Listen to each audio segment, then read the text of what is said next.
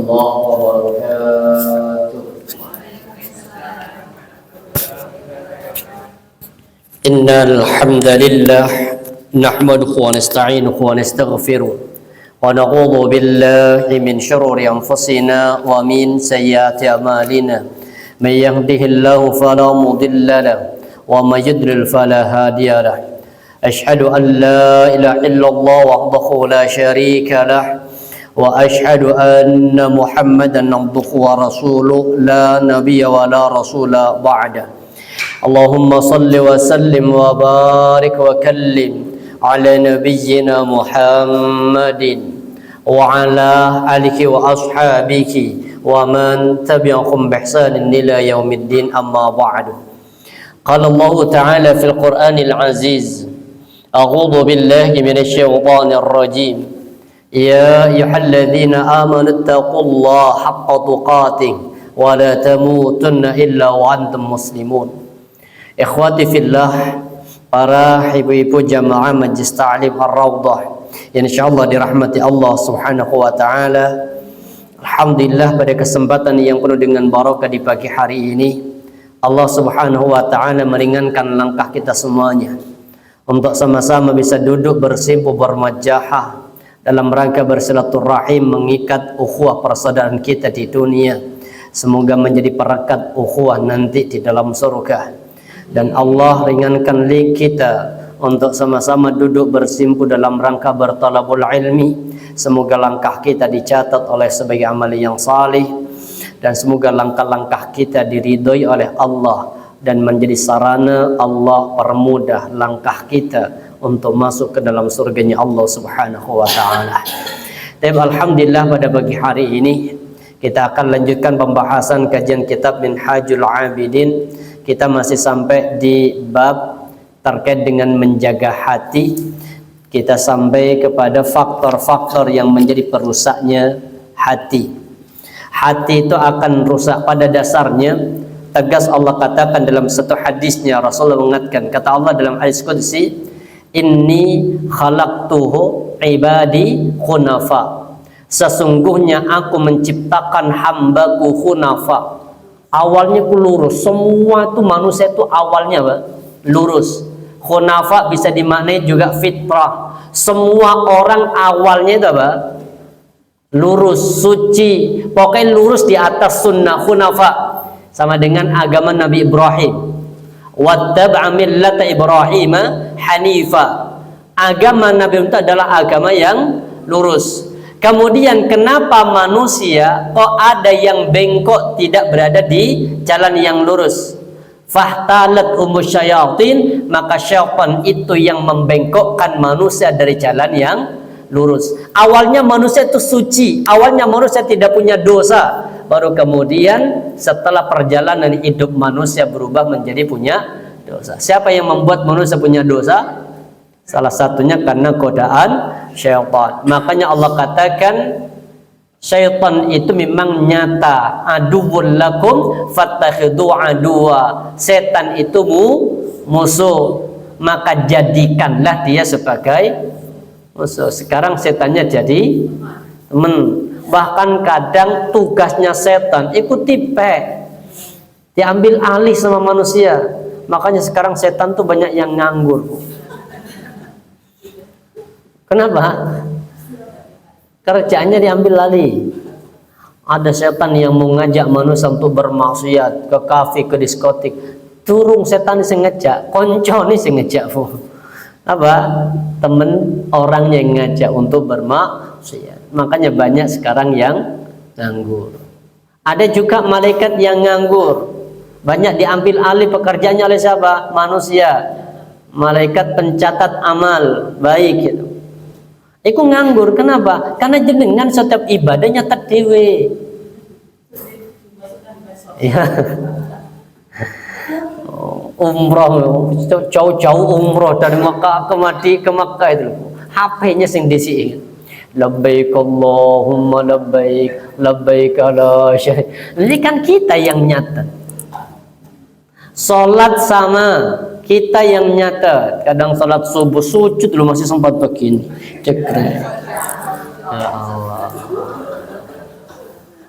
Jumat berkah satu, isinya mek harga 7.500, fotonya peng telu fu.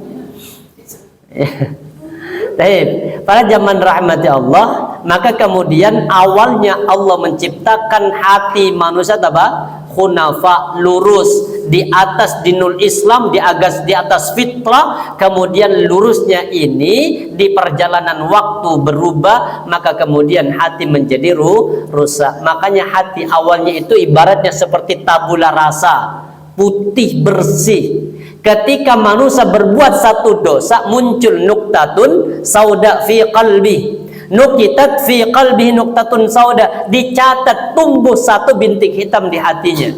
Tapi kalau kemudian apa? Istighfar, bertaubat kepada Allah dari dosa yang dilakukan, maka dihapus kembali. Tapi kalau dia tidak bertaubat, satu bintik hitam sudah muncul, melakukan dosa yang kedua, muncul bintik hitam yang kedua. Kalau terus sepanjang hidup kita banyak bintik hitam, maka kemudian hati nanti akan berubah menjadi hitam, kemudian menjadi mati. Dan faktor penyebab rusaknya matinya hati itu ada 4. Yang pertama sudah kita bahas, kedua juga sudah kita bahas. Pertama apa? Panjang angan-angan. Panjang angan-angan itu bahaya. Kenapa? Karena orang yang panjang angan-angan itu akan menunda apa? Nunda taubat. Pikirnya si umur itu bahwa itu bahayanya orang yang panjang angan-angan. Yang kedua, apa sebabnya? Perusak agama. Yang kedua iri ataupun hasad. Yang banyak ada hadis ini, sittatun yadkhulunan nar bisittatin, ada 6 golongan kata Nabi yang akan masuk ke dalam neraka karena 6 perkara. Jadi 6 perkara atau 6 hal yang memasukkan manusia karena 6 hal. Ada banyak hadis kata 6 itu. Hadis yang kedua itu ada kalimat begini. Rasulullah, ini Umar bukan hadis, ini perkataannya Umar. Innallaha katama sittan fi sittin. Allah itu menyembunyikan 6 hal di balik 6 hal.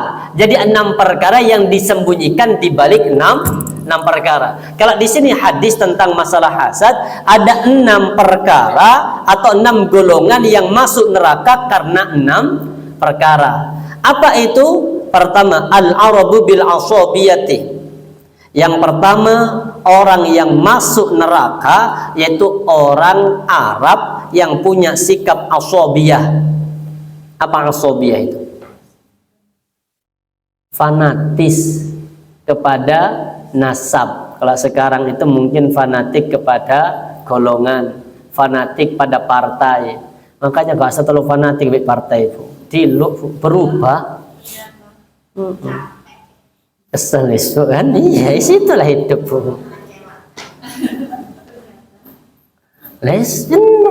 Partai yang selama ini kita bela-bela nih, kita membela, bahkan kita pilih semua keluarga kemana iki yo pilihin sing kabupaten ini, contoh kalau jaringan kota ini, kemudian wilayah ini, kemudian pusat ini, coblosan bismillah dadi kabeh. Tapi hilang itu.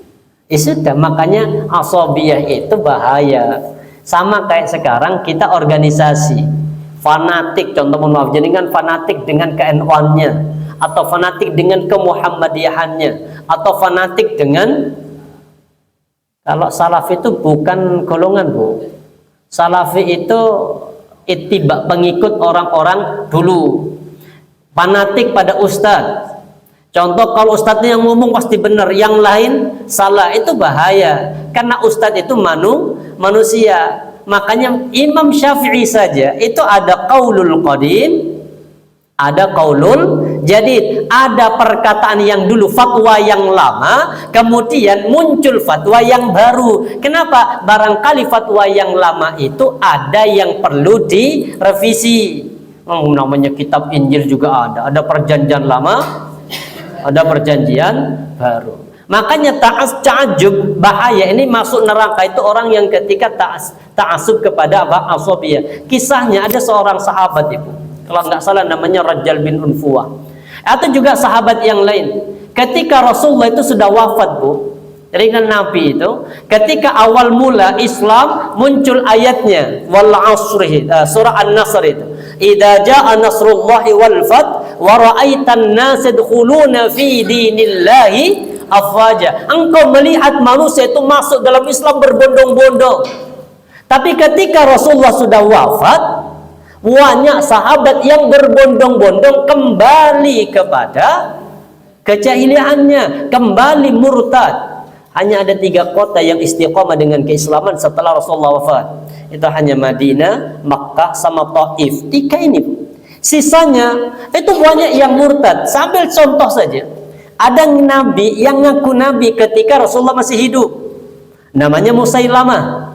Bahkan sama Nabi Musailamah itu ditambahin dengan kalimat Al-Kadzab. Nabi yang ngasih nama Al-Kadzab itu. Tapi ketika Rasulullah wafat, yang murtad kurang lebih sampai 70.000 pengikutnya Musailamah. Sampai ditanya, kenapa engkau ikut Musailamah? Toh Nabi kan jelas, Nabi Muhammad. Apa jawabannya? Aku itu masuk dia itu bukan aku yakin dia sebagai seorang nabi, enggak. Aku membelani dia karena dia berasal dari sukuku. Jadi dia nggak mengakui apanya? Gak mengakui kenabiannya, cuma karena satu asobiyah, satu suku, akhirnya dibelani ketika terjadi perang, namanya perang apa? Melawan Musailamah itu. Perang Riddah, perang melawan orang-orang murtad. Dengan Musailamah itu, maka kemudian terjadinya perang ini, banyak yang kemudian orang mati kafir setelah dia masuk dalam Islam. Maka nanti ketika berada di padang mahsyar, Nabi Muhammad jaga di telaga. Apa kata Nabi? Rasulullah mengatakan begini, hadis tentang masalah telaga. Kata Nabi, man marra alayya syaribah. Siapa yang bisa melewati aku, artinya mendatangi aku, syaribah, dia minum. Wa man syariba, siapa yang minum, lam yadma fi abada, dia tidak akan merasakan haus untuk selama-lamanya. Dia nggak merasakan haus. Kenapa kok tidak merasakan haus? Karena hautnya, telaganya Nabi itu namanya Kautsar. Nama hautnya Al-Kautsar. Apa Kautsar itu? Ya, Al-Kautsar itu apa? Kalau ketika turun Al-Kautsar, jangan dibuka nanti di tafsir Ibnu Katsir di surah Al-Kautsar itu. Ketika Rasulullah sedang berada di tengah-tengah para sahabat, kumpul kayak begini, Bu. Tiba-tiba Rasulullah tertidur sejenak. Tidur standar, tidur biasa. Kemudian setelah tidur Rasulullah kemudian apa? Bangun. Tsumma istaiqadha mutabassima. Ketika Nabi bangun sambil senyum. Sahabat yang melihat itu bertanya, "Ya Rasulullah, limadza istaiqadta tsumma tabassamta?" Ya Rasul, kenapa engkau itu ya Rasul tidur kemudian engkau tadi apa? Bangun langsung senyum. Apa kata Nabi? Malaikat Jibril menurunkan kepadaku satu surah, dibaca sama Nabi di depan sahabat. Inna a'tainakal kautsar. Kemudian ditanya kata Nabi, atadruna manil kautsar? Tahukah kalian apa sih kautsar itu? Maka para sahabat mengatakan Allah wa Rasuluhu alam, Allah dan Rasulnya tahu. Maka kata Nabi, Al-Kautsar itu apa? Nahrun fil jannati wa'adani rabbi khairun katsir. Kata Nabi, Kautsar itu satu sungai di dalam surga yang Allah janjikan kepadaku apa? Khairun katsir, kebaikan yang banyak. Makanya telaganya Nabi itu disebut dengan Kautsar karena Allah mengambil airnya dari sungai di surga. Aliran air itu apa namanya aliran? Talangnya atau kalau sekarang itu pipanya itu kan diambil dari apa? Emas dan perak. Jadi kalau jenengan minum di situ, itu tak obahnya jenengan minum di surga. Makanya nggak akan merasakan haus untuk selamanya. Baik, para jamaah rahmati Allah. Kemudian yang kedua, kemudian ini kata Rasulullah ini lanjutan murtadnya. Tsumma la yadidanna alayya aqwamun. Tiba-tiba kata Nabi, wis melewati aku satu kaum, wis cedek. Ibaratnya kalau antri, itu sudah berada di dekat dengan Nabi, sekelompok kaum itu. A'rifuhum, aku kenal mereka kata Nabi. Wa ya'rifuni, mereka juga mengenal aku. Berarti siapa di sini? Tafsirnya ada dua. Pertama, ini sahabat, mantan sahabat tuh. Kan Nabi kenal, mereka juga kenal Nabi. Tapi tiba thumma yuhalu baini wa bainik. Tapi kemudian ketika sudah dekat, hanya tinggal nyitu itu, ternyata malaikat menghalangi antaraku dengan dia. Lapor beliau kepada Allah, ay Rabbi, innam ashabi ya Rabb, itu sahabat-sahabatku. Apa jawaban Allah? Innaka la tadri ma ahdatsu ba'daka. Wahai Nabi Muhammad, setelah engkau meninggal, engkau enggak tahu apa yang diperbuat oleh umatmu. Maksudnya salah satunya ini tadi, setelah Nabi Muhammad mati kan banyak kelompok-kelompok yang akhirnya murtad. Makanya di sini orang yang bahaya itu jangan terlalu asabiyah. Wis standar Bu, jenengan dengan partai apapun asabiyah. Enak. Partai PKS yang jenengan bela, wis iku partai Bu. Isine wong-wong, namanya orang itu pasti apa? Iya, namanya manusia. Makanya pesan Nabi tegas. Nabi mengatakan apa? Wa ajmi ya'sa amma fi aidin nas. Lepaskan nih Bu, jangan pernah berharap sesuatu yang berada di tangan manusia. Nah, jenengan minjemin duit ke orang, uangnya ngape Ustaz? Soleh orangnya, subhanallah, ibadah 5 waktunya bagus, utangnya dibayar? Enggak, ini manusia Bu. Kenapa kok dikasih? Oh, maaf Ustaz, soleh orangnya Ustaz. Gak mungkin apa? Gak mungkin nipu, gak mungkin. Ya gak mungkin bayar. Itu manusia. Artinya jangan berharap sesuatu yang berada di tangan manusia. Maka kalau jenengan siap untuk meminjami, juga siap untuk kehilangan. Insya Allah. Tapi kalau minjemin ke saya, insya Allah enggak. Insya Allah nggak bayar juga. Ngenteni diikhlaskan. Padahal jelas ya Rasulullah mengatakan apa? Orang yang ayyuma rajulin, siapapun orang muslim kata Nabi, yang dia meminjam dengan sengaja tidak bayar. Jadi dia minjem, bahasanya minjem, tapi dari awal memang apa? Niat gak bayar. Maka apa? Dia dihukumi nanti di hadapan Allah itu sebagai sariko, sebagai pencuri. Walaupun sama pemiliknya wis diikhlaskan Ibu, ya tetap hutang piutangnya ikhlas, tapi niatnya tadi mencuri, maka dia digebukin karena mencurinya. Sama kayak ada orang mencuri ke rumah. Contoh saya nyuri ke rumah Mbak ini, ketahuan yang nyuri Ustadz. Ustadz ya apa? Ikhlas nulis contoh. Saat nulis paling mungkin lagi butuh ikhlas nulis. Sudah diikhlaskan. Apakah saya kemudian berdosa? Walaupun sudah diikhlaskan. Dosanya apa? Mencurinya, mencuri itu, jadi dosanya mencuri. Sedangkan harta yang saya ambil sudah apa? Diridhoi, diikhlaskan, tapi saya berdosanya karena mencuri. Sama dengan orang yang apa? Berniat untuk berhutang, tapi dari awal sudah niat gak bayar. Wis ngerti po elok ku orang gak teguan, gak mesti ku las wis apa? Itu yang ikhlas bismillah lah ya. Contoh begitu, maka dia tetap dihukumi sebagai pencuri. Yang kedua kata Nabi apa? Wal umara bil jawri. Yang kedua yang akan masuk ke dalam neraka wal umara bil jawri, yaitu para pemimpin yang zalim. Para pemimpin yang zalim. Ada hadis itu masyhur, hadisnya jenengan bisa hafal insyaallah. Ini sedikit saya tampilkan hadisnya Ibu. Tentang apa? Bahayanya apa? Umara, pemimpin yang zalim. Ada hadis riwayat Imam An-Nasai berbunyi begini. Apa kata Nabi? Sayati 'alan nasi umara, akan datang menimpa kepada kalian kata Nabi umara, pemimpin-pemimpin yang culas. Atau pemimpin yang culas Ibu. Pemimpin yang zalim. Culas itu ini Bu. Tidak usah curhat segini. Ini hadis di zaman Nabi ini Bu. Ini bukan zaman sekarang. Ini zaman Nabi. Kalau sekarang saya nggak ngerti. Hadisnya ini adanya sejak zaman Nabi. Itu.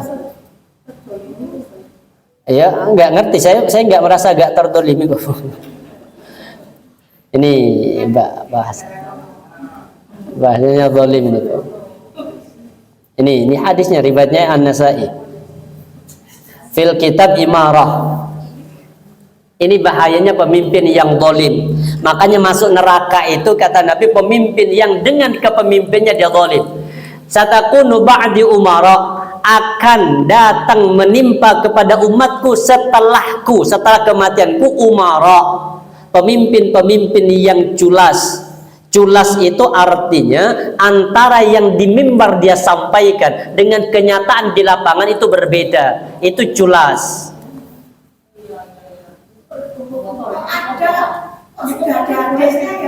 Ini zaman dulu Bu, bukan di sini. Bukan. Ya nggak ngerti Bu. Nah, kan Nabi jelas kalimat Nabi ini loh Bu, ba'di. Ba'di itu artinya setelahku, artinya nanti satu masa itu akan datang kepemimpinan seperti ini. Umara itu kan beda dengan ulama. Kalau ulama itu kan orang alim, zamannya ulama. Kalau umara itu dari kata amir, pemimpin, umara. Nah, para pemimpin. Apa? Culas, berbohong. Kalau di atas di atas mimbar, ketika lagi di depan mimbar santai semua. Nanti kalau aku jadi pemimpin, aku jadi presiden, aku jadi raja kalian. Raja Jawa, Raja Papua, Raja apa terserah wis raja. Raja kalian, apa kalimatnya? Aku akan bebaskan listrik gratis, BBM gratis, sekolah universitas gratis.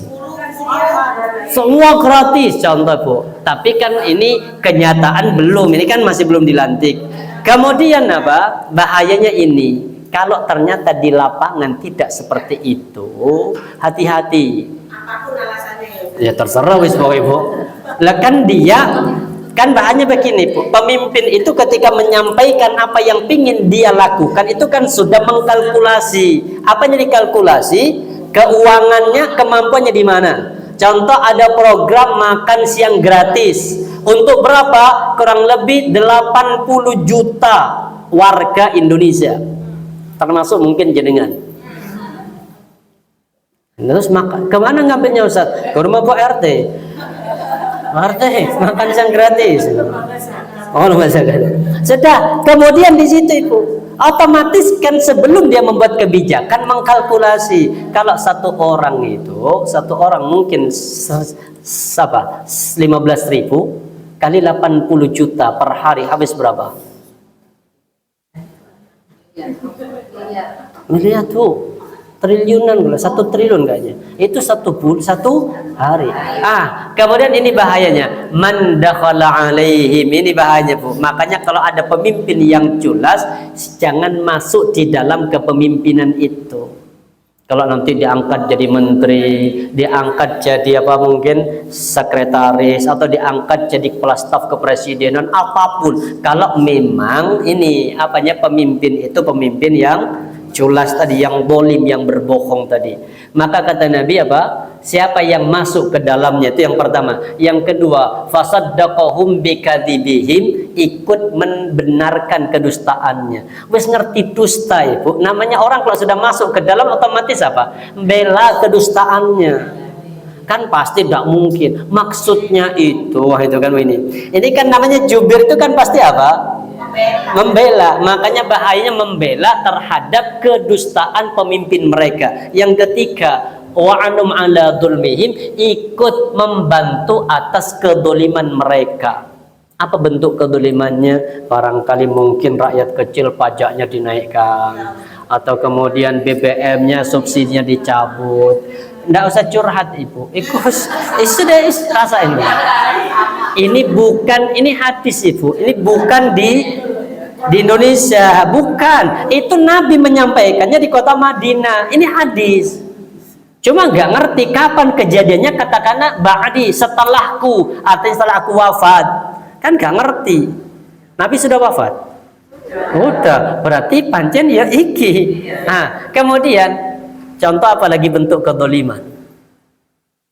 Mungkin kezaliman contoh seperti kasus kemarin paskibraka mau ini kemudian harus lepas itu kan zalim Ibu. Kenapa? Karena tidak membebaskan orang untuk mengamalkan apa yang dia yakini. Itu zalim. Maka bahayanya nih, falaisa minni.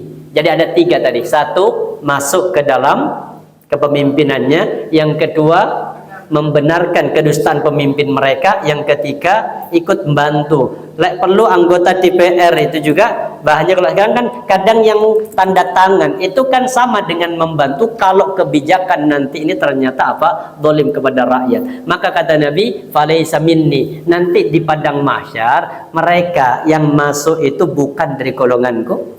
Walastu minhu, dan aku bukan dari golongan mereka. Walaupun ngaku hari ini umat Nabi Muhammad, maka Nabi Muhammad gak mengakui mereka sebagai umatnya.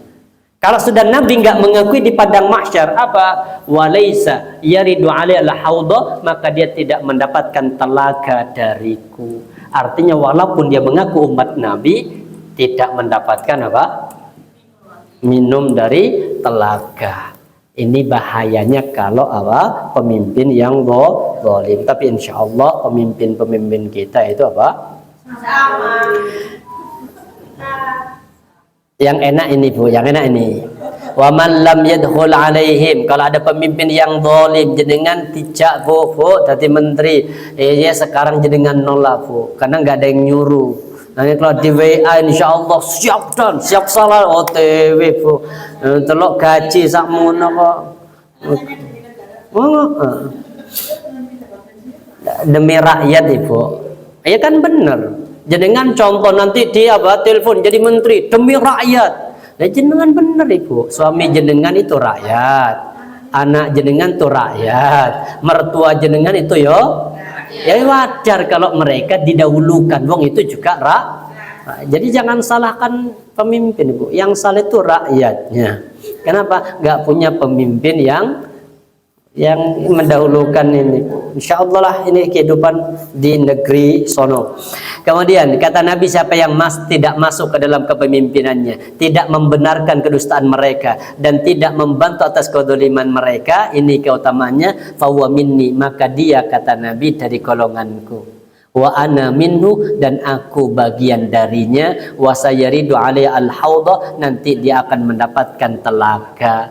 Jadi kalau ada pemimpin yang zalim Ibu, jangan ikut kepemimpinannya. Apa jawabannya? Kok kepedean tidak itu durung? Bukan masalah tidak. Artinya kalau memang pemimpin itu kebijakannya salah, kita sebagai rakyat kecil. Saya di grup alumni itu, di grup alumni sekolah pondok itu, wami kan di pondok saya itu 02. Oke gas Bu. Aduh, Ustadz sampai dengan Ustadz yang selama ini kita anggap ini, itu akhirnya kayak ini. Keras sudah ucapannya, saya menengahi, bagian saya tak ngapusin aja di sini. Saya nggak mau ikut-ikutan itu sudah. Kenapa? Karena manusia. Bang Nabi sendiri bilang apa? Ahbib habibaka haunama, cintailah siapapun yang ingin kau cintai, haunama, cukup Bu, sewajarnya.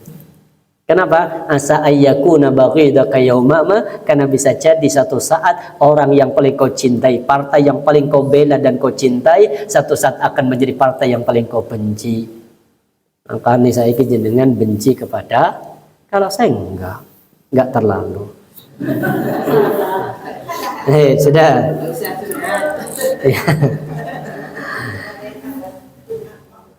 Sudah. Kemudian oke, hadisnya Bu, tungak no saya ngapi. Tapi ini doa jelek Bu. Allahumma man waliya min amri ummati syai'an fashaqqa alaihim fashq alaihi, wa man waliya min amri ummati syai'an faraqa bihim fafruq bih. Ini doa. Ya Allah, siapa pejabat satu jabatan dalam pemerintahan umatku lalu dia mempersulit urusan mereka, maka persulitlah dia. Dan siapa yang menjabat satu jabatan dalam pemerintahan umatku dan bisa menolong mereka, maka tolong pulalah dia Bu. Nah itu doanya bagus itu. Ya Allah, siapa yang mempersulit urusanku, ya Allah, persulit juga dia ya Allah. Dan alhamdulillah ya Allah, semua dari partaiku yang jadi, ya Allah, tolonglah ya Allah. Gitu pun jadikan. Insyaallah lah. Jangan usah terlalu mikir ini biar gak terlalu berat. Intinya apa? Pemimpin yang zalim. Baik. Pada zaman rahmati Allah kita masih sampai yang nomor 3. Waddahaqinu bil qir. Dahani bil qir. Apa itu? Para tuan tanah yang dan pejabat karena kesombongan mereka. Yaitu yang ketiga itu apa? Orang yang punya tanah tapi kemudian dia apa? Berbuat sombong dengan tanahnya atau dengan kekayaannya. Kemudian yang keempat, wattujaru bil khiyanah, yang akan masuk ke dalam neraka, yaitu para tujaru bil khiyanah, yaitu para pedagang yang khianat. Itu 6 golongan yang akan dalam neraka. Makanya nanti kata Nabi apa? Innat tujjara yub'atsuna yaumal qiyamati fujjara. Semua para pedagang akan bangkit pada hari kiamat kumpul dengan para pelaku dosa besar. Jadi pedagang itu nanti kelompoknya dikumpulkan dengan para koruptor, dikumpulkan dengan para pelaku dosa besar. Nah, terus apa? Kecuali kata Nabi illa manittaqallah wa sadaqa wa barrah, kecuali pedagang yang dia takut kepada Allah. Yang kedua, dia pedagang yang jujur dan dia pedagang yang berbuat baik. Ini baru nanti akan mendapatkan apa? Syafaat dari Rasulullah. Makanya para pedagang itu jadilah pedagang yang jujur, jangan ada sumpah atas nama Allah hanya untuk membuat dagangannya laku. Karena di antara 3 golongan yang tidak akan dilihat oleh Allah pada hari kiamat, tidak diajak berbicara, tidak diampuni dosa-dosanya, dan disiapkan adab yang pedih. Salah satunya orang yang bersumpah atas nama Allah tapi dia ingin membuat dagangannya laku. Seperti kalimat begini, demi Allah mbak kula anu loh sih kurang ya, kan? Jangan membuat kalimat sumpah demi Allah hanya biar apa? Laku. Yang kelima, wa ahlus saratiqi bil jahli. Yang kelima, orang dusun karena kebodohannya. Artinya orang yang bodoh kemudian dia tidak mau belajar. Kan banyak sekarang istilahnya begini Bu, mendingan kan nggak tahu Ustadz, nggak usah belajar biar apa? Biar nggak dosa. Itu kan simpel, kalimat begini banyak kan. Terus nggak usah nus apa materinya apa tentang riba, terus nggak usah nus. Jadi garai apa? Akhirnya nanti kalau tahu kan ini gak oleh, mendingan gak oleh. Ini bahaya, ternyata masuk neraka. Kenapa? Karena dia sengaja membodohi diri agar ketika dia melakukan kesalahan dia apa? Merasa tidak. Gak tahu kan ketika kita sampaikan ini tidak boleh. Loh kan gak tahu dulu Ustaz. Gak tahu gimana? Kita sering kalimat yang paling sulit saya jawab ketika pertanyaan begitu. Ustadz gimana sesuatu yang saya dapatkan tapi dulu saya nggak tahu kalau ini gak bener. Contoh ikut acara apa Jalan Sehat Agustusan. Ini kan kita beli kupon. Kemudian nanti kupon itu dikumpulkan, uangnya dipakai untuk beli hadiah, ditaruh di atas panggung. Hadiah utama sepeda listrik, hadiah yang kedua kulkas. Kemudian kita beli 10. Ternyata nomor 1 dapat motor listrik, yang nomor 2 dapat mungkin kompor, yang ketiga kulkas. 10.000 Bu. Tokonya mungkin 10 itu kan 5.000-an, berarti berapa? 50.000. Bayangkan 50.000 dapat kulkas, motor listrik, kompor. Ini namanya apa? Judi, bukan riba, judi. Kalau riba itu di muamalah. Kalau itu judi. Judi itu apa? Ya, kalau bahasa sekarang itu spekulasi. Itu karena kita bayar ya Ustaz. Karena bayar. Enggak, bayar pun kita boleh. Tapi intinya begini toh, intinya semua hadiah itu bukan dari peserta, dari sponsor. Kalau itu nggak masalah. Lah Ustadz kok masih beli? Ya namanya acara itu kan pasti ada pengeluaran. Mungkin dari uang peserta itu nanti dipakai untuk beli air, dipakai sewa sound, dipakai untuk sewa apa? Panggung. Itu kan butuh duit, gak masalah. Yang jadi masalah ketika uang kita dikumpulkan, diperebutkan. Itu namanya spekulasi. Siapa yang spekulasi? Yang ikut. Bukan hanya Agustusan, Ibu. Lomba menggambar. Cucu jenengan lomba menggambar, mewarnai. Pendaftaran 25.000. 25 ini kalikan contoh yang ikut 100. Berarti 25 kali 100 berapa? 2.500.000. Kemudian hadiah utama mungkin trofi sama uang pembinaan ya 500.000. Berarti kan apa? Uang 500 ini dipertaruhkan dan dapat satu dari 25.000 yang dia bayarkan, dia dapat 500. Itu namanya judi. Dan Allah katakan jelas kan? Wa yas'alunaka 'anil khamri wal maisiri. Jelas ya kan? Mereka bertanya kepadamu apa? Judi dan khamr dan perjudian. Qul fihima itsmun kabir. Katakan pada keduanya itu dosa besar. Kemudian apa? Qul fihima itsmun kabir wa manafi'u linnas. Tapi ada manfaatnya. Khamr itu ada manfaatnya. Apa? Untuk menghangatkan tubuh, untuk menghilangkan mungkin rasa sakit, atau mungkin untuk menghilangkan beban hidup. Memakai utang, Bu, stres, sudah minum kan terangkat semua beban itu, Bu. Rokok itu juga ada manfaatnya, cuma manfaatnya lebih sedikit daripada mudaratnya. Apa manfaatnya rokok? Pertama, melatih pernafasan. Karena orang ketika punya masalah itu untuk membuat relax itu kan ini kan menarik penafas ini. Itu benar, itu cara dokter. Yang kedua, apa manfaatnya merokok? Menjauhkan rumahnya dari maling. Dan ini sudah dibuktikan. Ya karena batuk, Bu. Bengi kan berarti maling itu gak wani masuk. Kenapa? Karena orangnya nggak tidur. Itu manfaatnya juga, Bu. Itu manfaat. Tapi kemudian mudaratnya lebih besar. Makanya itu bagian dari perjudian.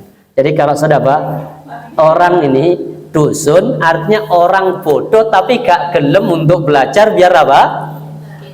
Biar cek gak tahu gitu loh, cek gak, kan gak ngerti. Kan paling enak tuh berbuat sesuatu tapi kita gak ngerti. Wis ngerti sate nu enak mbak iyo enak. Sate apa iki? Babi. Astagfirullah. Kalau jenengan apa? Alhamdulillah ya mbak, untung. Kenapa? Gak ngerti. Wis entek baru ngerti. Berarti kan apa? Halal. Beda dengan Abu Bakar. Kalau Abu Bakar walaupun nyata-nyata halal baginya, beliau berusaha untuk memuntahkan.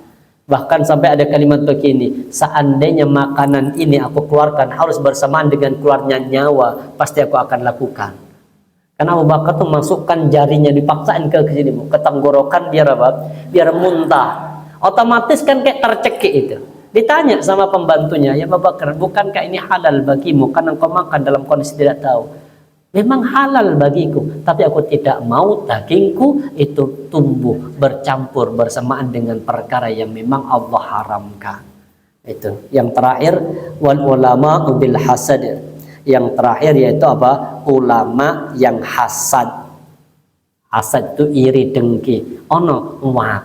Sekarang buahnya. Apalagi yang ramai tentang masalah apa? Sesama ulama tentang masalah nasab. Itu kan ramai gitu.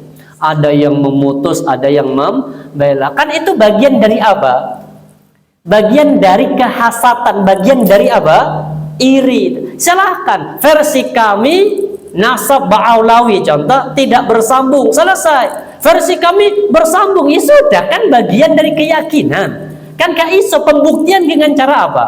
Tes DNA dengan jarak yang sudah ribuan tahun, apakah masih akurat? Dengan kondisi yang ribuan tahun sudah terputus, dan kemudian ini bersambung dari yang mana, dari siapa? Jadi nggak bisa dibuktikan. Ya sudah, kita sebagai seorang muslim, kalau dia memang itu cucu Nabi, dan cucu Nabi itu orangnya soleh, cucu Nabi itu orangnya alim, cucu Nabi itu orangnya yang mencontoh teladan kakeknya, baru kemudian kita hormati sebagai pertama sebagai seorang muslim, yang kedua sebagai cucu Nabi, yang ketiga karena dia sebagai seorang yang alim ulama. Cucu Nabi kalau maling ya digebuk juga, Bu. Jangankan cucu, paman Nabi saja yang belani Nabi, nasabnya bersambung kepada Nabi, tapi ketika mati tidak bersyahadat, ya masuk neraka. Bahkan pamannya dia dikepuk sama Allah, namanya Abu Lahab. Insyaallah itu gambaran tentang yang kedua. Yang ketiga, faktor perusak agama, faktor perusak hati apa? Tergesa-gesa. Apa bentuk ketergesa-gesahan? Ini ada hadis riwayatnya Al-Bukhari. Inna fika, sesungguhnya dalam dirimu itu apa? La haslataini. Sungguh ada dua sifat, sungguh ada dua kebiasaan. Yuhibbuhumullah, yang Allah mencintai apa? Al-ilmu, yaitu sifat sabar, wal anatu, dan sifat tidak tergesa-gesa. Jadi kata Nabi, ada dua sifat seorang muslim yang ada pada diri kita, yang itu bagian dari sifat yang dicintai. Pertama apa? Al-hilmu. Hilm itu artinya lemah lembut, sabar, tidak lemah lembut itu tidak, kalimatnya itu ucapannya tidak keras, tidak sering menyakiti, tingkah lakunya tidak sering menyakiti, baik itu kepada anak, orang tua, mertua, atau bahkan pada suami. Itu yang Allah cintai. Yang kedua, wal anatu, yaitu orang yang punya sifat tidak tergesa-gesa, nyantai. Tapi bukan nyantai ya, tidak tergesa-gesa itu apa ya? Ya bahasa lainnya sabar itu, gak tergesa-gesa, bukan santai. Sama dengan kayak kita apa? Sholat itu. Ya sholat, kalau kita mau sholat, ya memang disuruh bersegera, tapi nggak usah tergesa-gesa, nggak usah lari. Ada kisah nyata seorang sahabat namanya Abu Bakrah. Abu Bakrah itu ini yang dijadikan hujah, yang dijadikan dalil kalau sholat sendiri di shaf di belakang itu masih sah sholatnya. Hadis yang kedua mengatakan kalau ada orang sholat berjamaah gak kebagian shaf, dia sendirian di belakang, maka sholatnya tidak sah. Contoh surat pertokat pertama penuh, shaf pertama penuh, shaf yang kedua penuh, jadikan sendirian di mburi bu, tolekano wong wis takfir, maka sholatnya dianggap tidak sah. Terus gimana biar sah? Narik yang depannya. Tahan. Setelah ditarik jenengan isi di depannya. Atau mungkin nariknya di mana Ustaz? Narik yang mana? Yang pinggir apa yang tengah?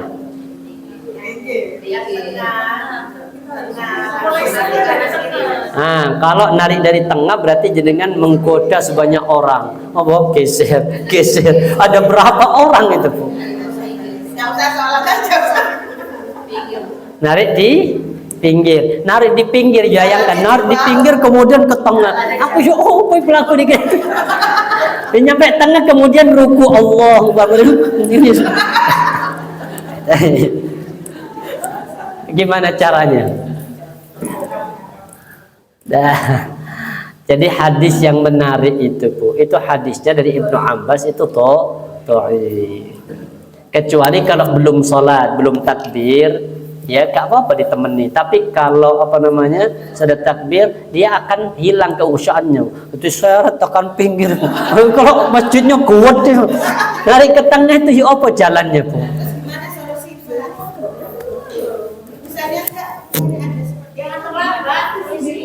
Nah, solusinya jangan telat. Baik, ini hadisnya sedikit biar jelas.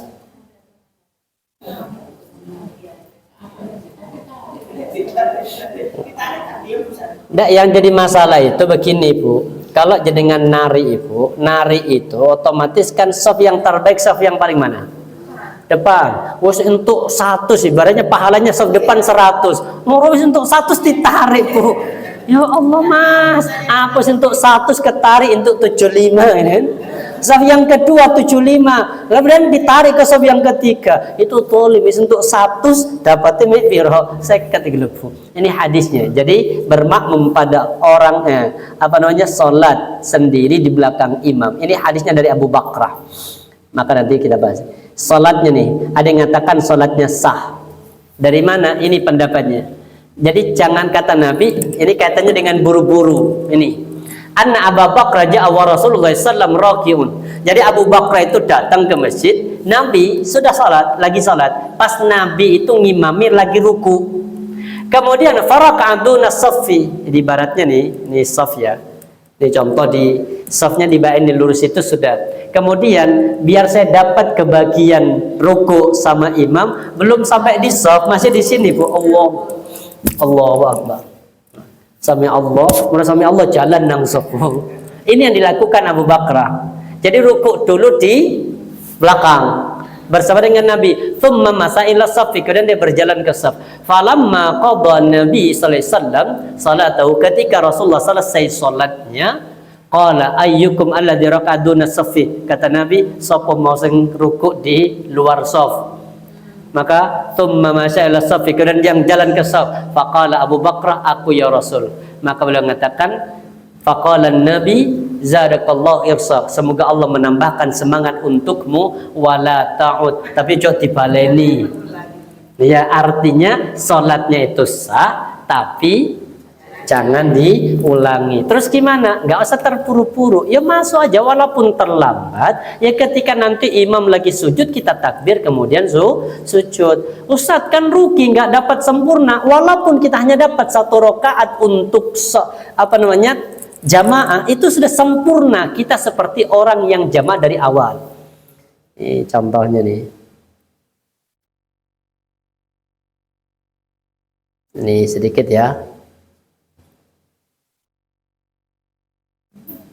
Jadi kalau kita sholat sudah 1 rakaat bersama dengan imam, habis itu imam itu kemudian selesai, maka kita sudah tercatat seperti orang yang salat sempurna nih. Man adraka raka'atan minas salati faqad adrakas shalah. Siapa yang mendapatkan 1 rakaat, maka yang mendapatkan salat jamaah.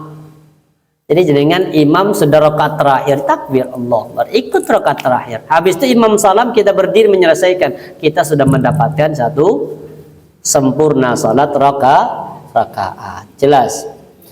Jadi Abu Bakar itu ditegur sama Nabi, kenapa? Karena terburu-buru. Kemudian pendapat yang kedua, kalau sholat sendiri di paling belakang, itu sholatnya tidak sah. Saf 1, saf 2 penuh, saf 3 sendirian, gak ada temen sampai salam. Maka kata Nabi, sholatnya ini tidak sah. Makanya ada 2 pendapat. Terus gimana solusinya ini? Kalau ini di saf depan, saf yang kedua, masih ada celah sedikit untuk masuk ke saf, tapi dia tidak mau melakukan itu, artinya nggak mau masuk ke saf. Barangkali mungkin masjidnya agak panjang, sana kosong, cukup 2 orang, sana mungkin cukup 2 orang, tapi dia lebih memilih di tengah. Nah, ke sana sih Jawa. Nah, sudah dikini, maka sholatnya dia kalau sendiri itu tidak sah. Kalau berdua boleh. Tapi kemudian kalau memang saf depannya sudah benar-benar penuh, sudah nggak ada celah untuk bisa kita masuki, dan tolapar juga nggak ada orang, maka sholat di belakang itu masih sah. Kalau bisa jangan narik jamaah ke belakang, seakan gitu. Hadisnya apa? Dhaif. Dinaya dhaif karena ada sanad yang bernama Bishr bin Ibrahim. Ini yang dikatakan sering memalsu hadis, kata Imam Al-Auza'i. Insyaallah. Jelas? Jadi jangan tergesa-gesa. Tergesa-gesa di sini yang dimaksudkan kalau dalam hadis tadi, Nabi itu Allah mencintai kepada kita karena sifat apanya? Sabar, lemah lembut dan tidak tergesa-gesa. Hadis yang kedua, ata'anni minallah wal ujlatu minasyaitan. Ata'anni, sifat perlahan-lahan, sifat bersabar. Baca Quran pun juga sama. Jangan mengejar hatamnya. Sama kayak kita Ramadan itu kan kita ngejar hatam. Sedangkan ini wal ujalatu minasyaitan, sedangkan al ujalah, orang yang bergesa-gesa itu perbuatan dari syaitan. Makanya kita tidak diperkenankan untuk tergesa-gesa, karena nanti ketika kita tidak tergesa-gesa, maka akan merubah hati kita menjadi sakit. Kemudian dalam hadis yang lain memang Allah katakan wa yad'ul insanu bisyarri du'a bil khair wa kana al insanu ajula. Dan manusia berdoa untuk kejelekan sebagaimana berdoa untuk kebaikan, dan adalah manusia bersifat tergesa-gesa. Kadang kita kalau doa itu kan kadang pengen dikabulkan.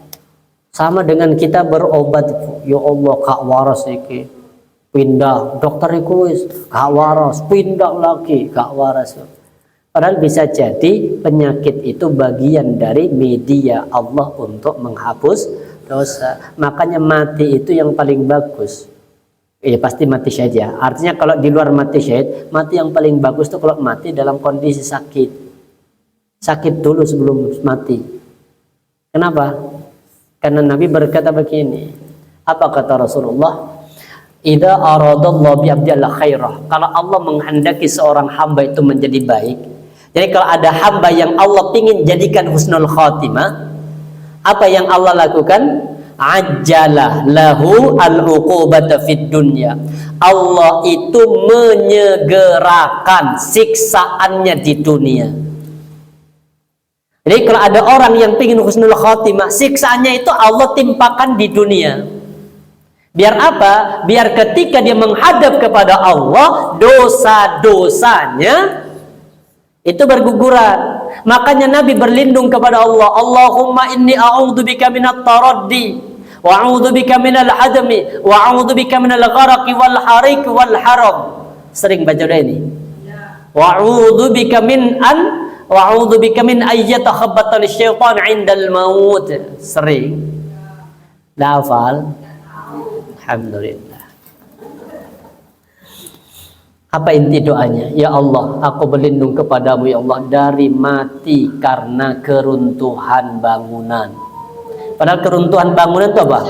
Mati syahid. Tapi Nabi berlindung. Karena mendadak itu. Ya, artinya dosa itu kan masih nempel. Kalau orang mendadak, sehat tiba-tiba langsung meninggal, kan masih ada dosa yang dia bawa menghadap ke Allah, bawa mati.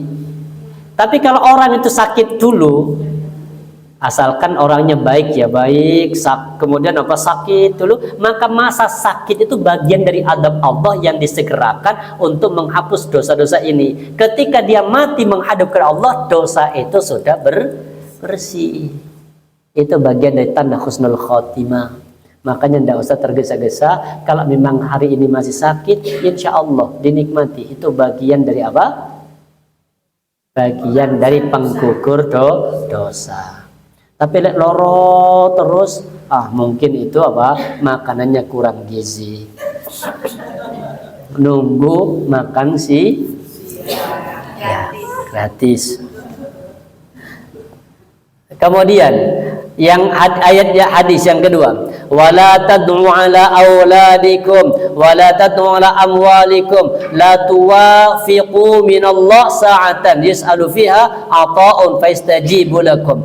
Janganlah berdoa jelek untuk anak-anak dan harta-harta kalian. Janganlah sampai kau meminta kepada Allah pada waktu terkabulnya doa, lantas doa tersebut pun terijabahi. Maksudnya begini Bu, kalau jenengan mungkin benci, Ustaz boleh nggak mendoakan saudara yang nggak bayar utang? Boleh. Doakan apa? Kebaikan. Kayak jenengan nakibah, ya apa utang cari katanya setahun, ikut 5 tahun loh Mbak. Jenengan doakan, semoga ya Allah mbakku ya Allah hartanya banyak biar dia bisa bayar utang. Itu yang bagus. Jangan didoakan ya Allah semoga dia benar-benar miskin ya Allah. Ngocak bayar-bayar. Tambah gak bayar nanti Bu. Justru doakan kebaikan. Makanya Nabi melarang jangan berdoa jelek untuk diri dan harta kalian. Maksudnya apa? Itu kan sama dengan orang tergesa-gesa.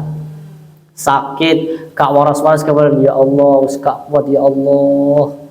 Matikan aku ya Allah, kak kuat. Benar. Ada orang yang kadang ketika nggak punya iman yang kuat, punya masalah itu, solusi yang diandang kita apa? Ingin mati. Nyata itu Bu. Saya punya jamaah itu temen itu di Bali sama.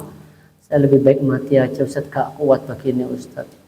Ya kalau ya enggak Bu. Akhirnya enggak, harapannya begitu.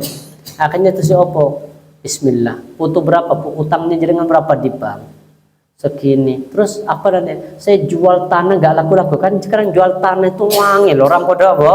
Nggak punya duit sekarang kan? Ya tanah nggak laku-laku. Tapi kalau bank kan nggak ngerti. Artinya bank tuh tiap bulan harus bayar. Di duit kok nggak harus bayar. Solusinya itu jual tanah bertahun-tahun sudah, yang nggak laku-laku. Terus solusi gimana? Kalau nggak dijual otomatis utangnya diambil, tanahnya diambil bank.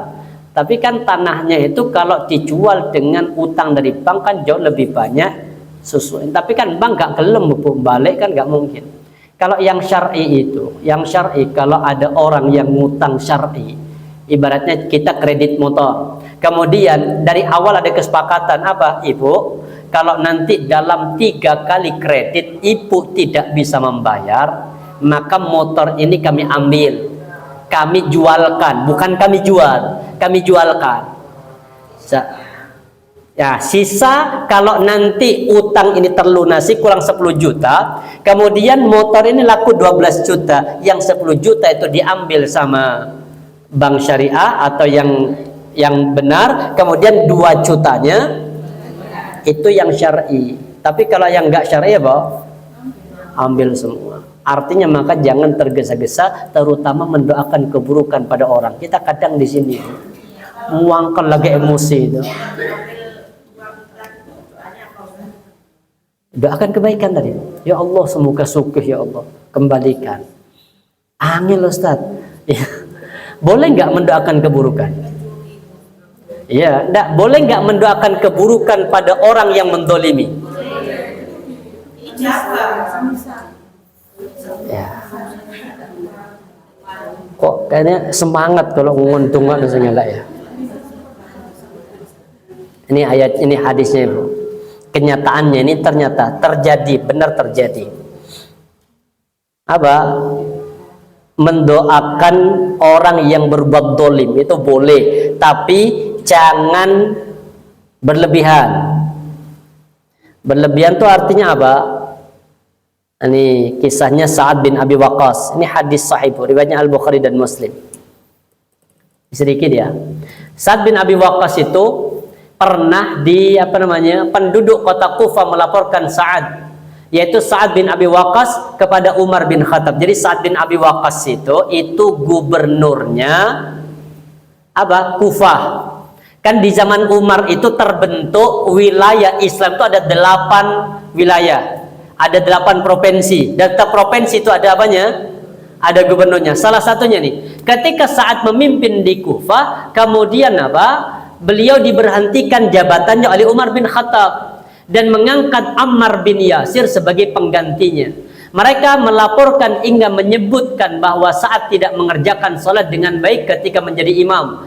Umar kemudian mengutus seorang kepadanya berkata, "Hai Abu Ishaq, sesungguhnya mereka berkata bahwa kamu tidak mengerjakan sholat dengan baik."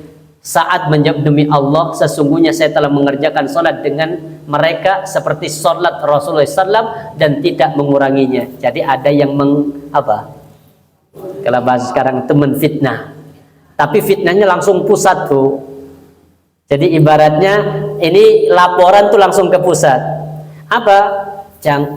Umar berhentikan ini, kami nggak mau kalau dia menjadi gubernur di Kufah. Kenapa? Satu alasannya, dia kalau ngimami sholatnya nggak benar. Kemudian langsung Umar itu daripada rame diberhentikan dulu. Setelah diberhentikan diganti sama Ammar bin Yasir. Kemudian Ammar bin Yasir menjadi gubernur. Ditanya apa hujahnya, jawabannya apa?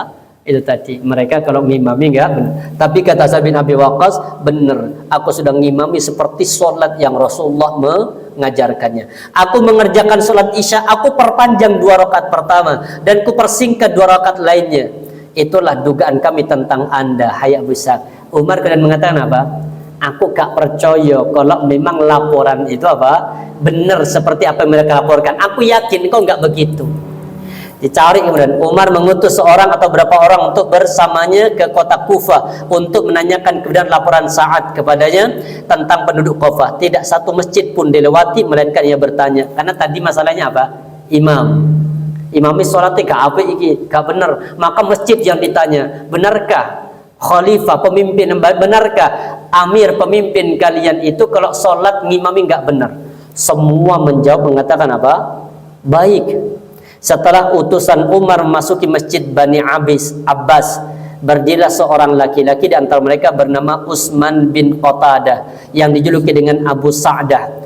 Usama berkata, adapun jawaban pertanyaan Anda kepada kami, sesungguhnya saat tidak pergi bersama pasukan, tidak membagikan pemberian ghanimah dengan rata, dan tidak berlaku adil dalam memutuskan perkara. Jadi ini yang ditambahkan.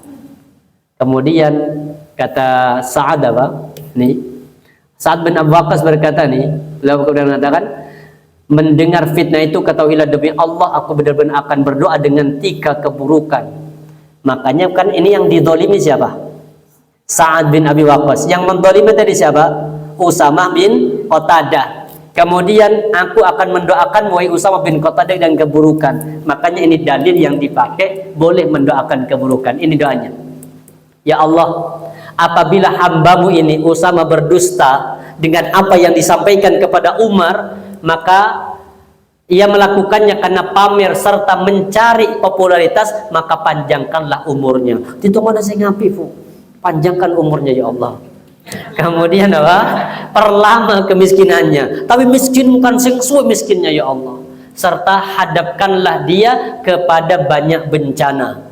Setelah itu setiap kali ditanya, maka Usamah menjawab, aku adalah seorang yang sudah tua renta dan ditimpa bencana. Doa Sa'ad bin Abi Waqqas atasku telah dikabulkan. Jadi dia sadar, akhirnya umurnya panjang, musibahnya banyak, mohon maaf, cuberlek ibu, kurus, miskin. Kemudian ini, apabila melihat ini gadis, aku melihat kedua alis mata Usamah jatuh di atas kedua matanya karena tua. Jadi alisnya gak ini lagi, jatuh sudah, Bu. Artinya sudah berkukuran. Ia sengaja menghadang gadis-gadis belia, lalu mencolek tubuhnya dengan jarinya. Jadi colek ini. Ini tua tapi apa? Genit. Berarti mendoakan keburukan kepada orang yang dolim, Bu. Boleh. Tapi jenengan jangan, Bu. Artinya ini benar-benar terjadi fitnah. Baik. Kemudian orang yang mendoakan, jadi ini keburukan. Jadi tergesa-gesa itu bagian dari perkara syaitan. Kita dilarang untuk terburu-buru, dan orang yang terburu-buru akan menjadikan hatinya sakit. Kemudian ini salah satunya juga tidak boleh tergesa-gesa juga dalam doa. Kita yang paling sering kan yang ini. Sering pingin doa kita ndang dikabulkan. Padahal doa itu nggak bisa langsung dikabulkan. Makanya kata Rasulullah, ma min muslimin ya'du bi da'watin laisa fiha ithmun wala qati'at tarib illa a'tallahu illa min talatin. Kata Nabi, kalau ada orang yang berdoa, maka semua doa itu Allah ijabai. Tidak ada doa yang sia-sia. Nggak mungkin ada doa sia-sia.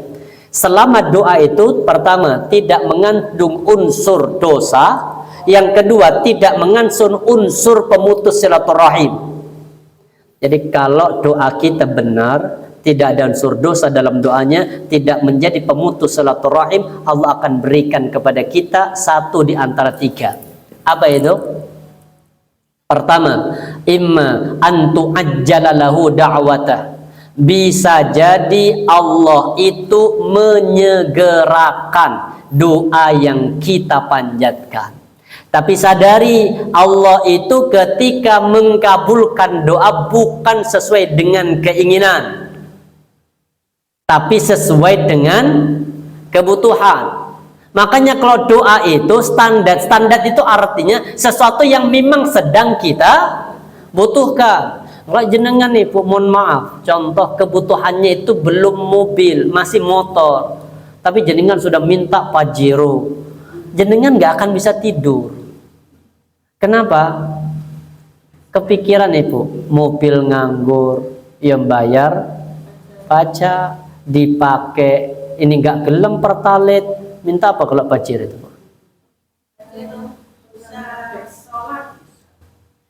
Yang mahal apa yang mana itu? Ya, pertama Dex itu minta itu, artinya minta yang nyaman. Hati metu, kemudian jalannya sempit, belum punya garasi, tambah stres. Benar. Jenengan mau tidur siang arek-arek mandi depan rumah jenengan, itu mesti ditelok ke gores apa enggak mobil itu. Jadi Allah itu akan mengabulkan sesuai dengan kebutuhan, bukan sesuai dengan keinginan. Makanya tadi doa kita bisa jadi Allah kabulkan segera. Kalau tidak dikabulkan segera, wa imma ayyaddaru fil akhirah, atau bisa jadi sama Allah dipending doa kita, disimpan semua doa-doa yang kita minta di dunia, dipending nanti doa itu Allah ijabai di akhirat. Yang mungkin minta rumah tingkat 5 di dunia itu ditahan sih. Kenapa? Karena kalau sudah nggak punya, sudah umur 50 ke atas, insya Allah Bu, lantai 2 itu jarang ditelok Bu. Apalagi anak sudah keluar semua, sana sudah mungkin punya rumah masing-masing. Insya Allah rumah atas itu dipakai apa? Ya istirahatnya nih syaitan, jika usah mengisar ya habis dukur habis. Karena kata Nabi kalau ada kamar di rumah yang kosong yang tidak dipakai, maka syaitan yang menempati. Itu pasti, itu hadis itu. Makanya kamar yang kosong di rumah itu biar syaitan tidak betah, tetap jenengan pagi itu buka, bersihkan, kalau bisa kemudian setelin ayat biar dia tidak betah di situ. Tapi kalau dibiarkan tertutup kosong itu pasti sarangnya syaitan. Pakai sholat. Makanya kalau ada rumah yang lama nggak ditempati, ketika mau ditempati pertama itu biasanya pasti banyak godaan.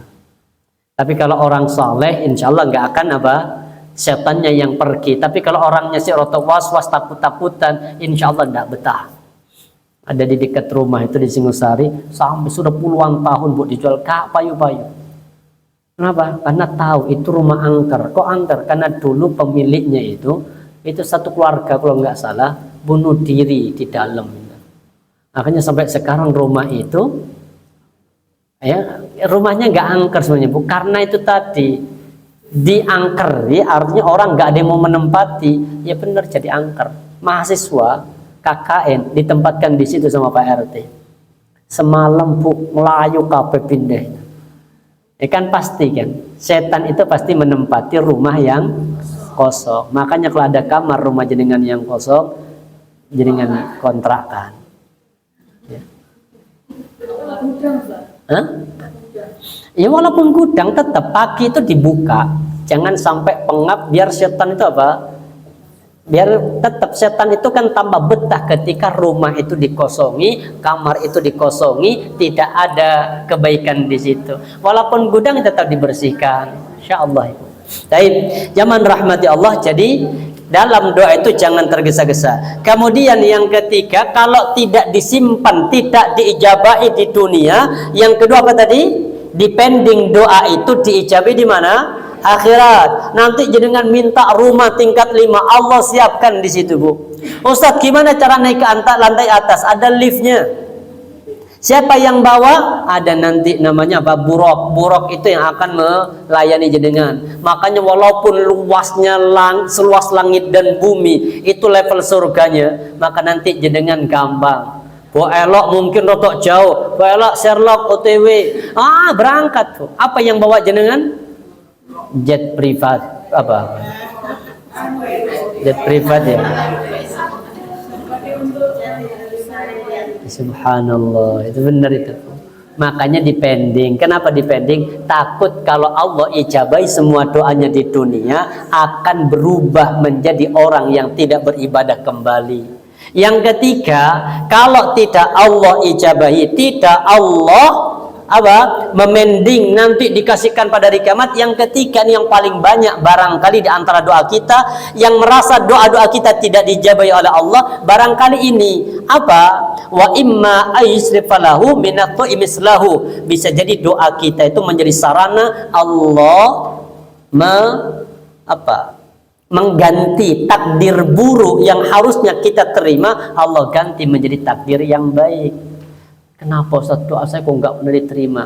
Tapi subhanallah Ustaz, fisik saya sehat, keluarga sehat, anak-anak ya soleh-solihah, tapi saya minta untuk pengen, karena anak sudah banyak, saya pengen punya mobil, tapi Allah belum ijabahi. Allah ganti mungkin takdirnya dengan anak walaupun nggak naik mobil itu masih mau sekolah, masih mau mondok, barangkali itu bagian dari cara Allah menerima berdoa.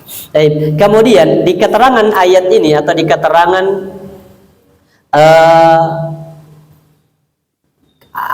di keterangan kitab ini, orang yang tergesa-gesa itu dalam berbuat kebaikan dapat menjauhkan kita dari tujuan yang hendak kita capai. Juga banyak menjerumuskan kita pada tindakan kemaksiatan. Sifat yang ditimbulkan ada 4 macam yang ditimbulkan oleh orang yang suka tergesa-gesa. Apa sifat yang ditimbulkan itu? Yang pertama, mengerjakan satu ibadah dengan maksud untuk mencapai kedudukan istiqamah, tapi bila dilakukan dengan tergesa-gesa padahal belum masuk waktunya yang tepat bagi dirinya, sikap tersebut menyebabkan dirinya melemah dan putus asa. Ada hadis ini, hadisnya inna dinana hadha matinun fa'aughil fi'i birifkin fa innal mumbatta la ardan qata'an wa la dhahran abqa.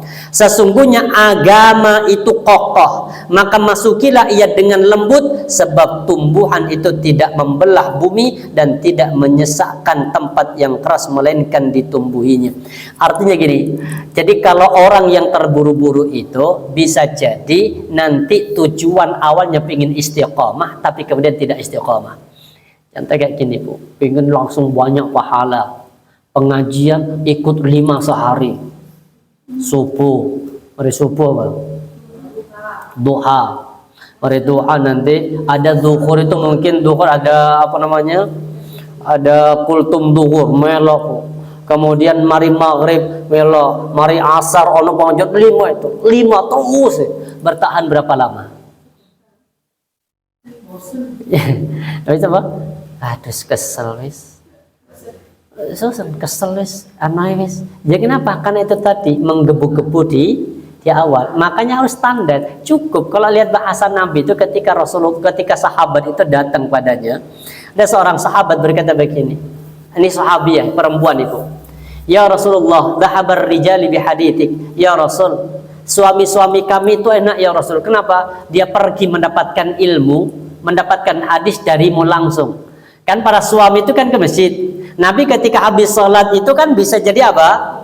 Habis zikir, menyampaikan ilmu. Kadang melihat ketemu dengan Rasulullah, Nabi menyampaikan ceritanya. Karena semua ucapan yang keluar dari Nabi itu bagian dari hadis, bagian dari ilmu. Tidak mungkin Nabi cerita pepesan kosong, tidak mungkin.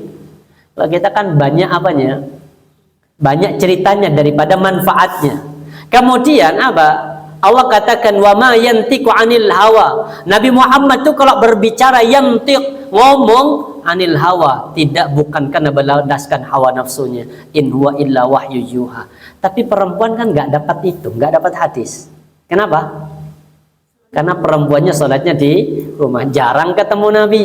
Kalau sahabat tuh kemana-mana ketemu dengan Nabi. Perempuan nggak, maka kata sahabi apa? Ya Rasul, ij'al lana min nafsika yawman na'tika tu'allimuna mimma 'allamaka Allah. Kata Nabi, kata sahabat tadi, ya Rasul, bikinkan untuk kami hari dan tempat engkau datang untuk mengajarkan kami dari apa yang telah Allah ajarkan kepada engkau. Maksudnya apa? Bikinkan ta'lim khusus untuk perempuan, tapi yang langsung ngajar jangan sahabat. Engkau ya Rasul, kami ingin mendapatkan langsung dari engkau. Apa kalimat Rasulullah? Ijtama'na fi yaumin kada wa kada wa fi makanin kada. Kumpullah kalian pada hari ini dan hari ini dan di tempat ini. Jadi taklim itu wis ndik kene, kemudian 2 kali minimal seminggu.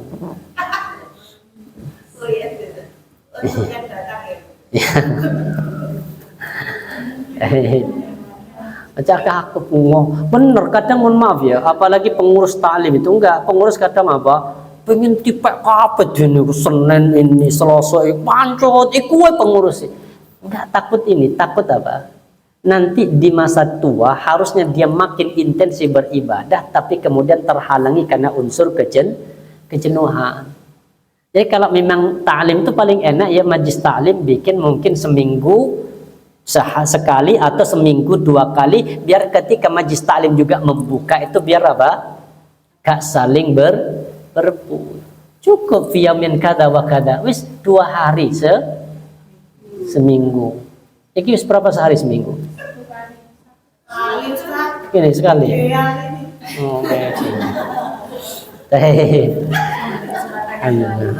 Itu benar itu.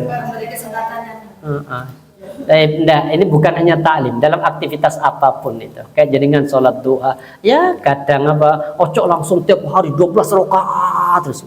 Takut ada unsur apa? Sinu. Ya kadang 2, pas hari ini rotok longgar semangat 6. Kemudian besok waduh lemes wes 2 mana. Jadi artinya ibadah itu yang penting tetap dikerjakan walaupun kecil, walaupun tidak kuantitasnya harus sama. Mungkin selama Ramadan, jenengan selama Ramadan itu sedekah per hari berapa? Ramadan mungkin sedekah per hari 20.000, 30.000, 50, bahkan di 10 hari terakhir 50 per hari. Mari Ramadan ya 2000-an kayak no sapa ponaan 2000 insyaallah. Artinya tetap sedekahnya tetap berlanjut walaupun apanya kuantitasnya nggak harus sama, karena yang dinilai istiqomah itu ketika kita berbuat kebaikan tetap berbuat kebaikan walaupun kuantitasnya nggak sama. Tahajud mungkin malam ini cukup bisa 11 rakaat dalam waktu 1,5 jam. Ya barangkali. Kemudian apa? Waduh besok malam gak kuat wis ganti apa? 11 rakaat 1 jam. Besok malamnya tambah gak kuat wis setengah jam standar. Sudah, yang penting tetap salat. Kemudian mau capek Bu, malam jaringan datangnya jam 2 datangnya. Mungkin safar perjalanan jam 2 datang, ambil 2 rakaat, tutup dengan 1 witir, habis itu jaringan tidur. Jangan pernah tinggalkan sholat tahajud walaupun dalam kondisi safar. Itu namanya istiqomah. Cuma berat Ibu. Yang lebih berat lagi kalau istri kumat, itu lebih berat lagi Ibu. Insyaallah lain waktu kita lanjut. Ini masih di antara apa? Orang yang tergesa-gesa, dampak buruknya itu ada 4 dampak buruk. Kemudian terakhir nanti di antara perusak hati itu apa? Orang yang kiber. Subhanakallah bihamdika asyhadu an la ilaha illa anta astaghfiruka wa atubu ilaik. Insyaallah ketemu lagi 3 bulan kemudian. Assalamualaikum warahmatullahi wabarakatuh.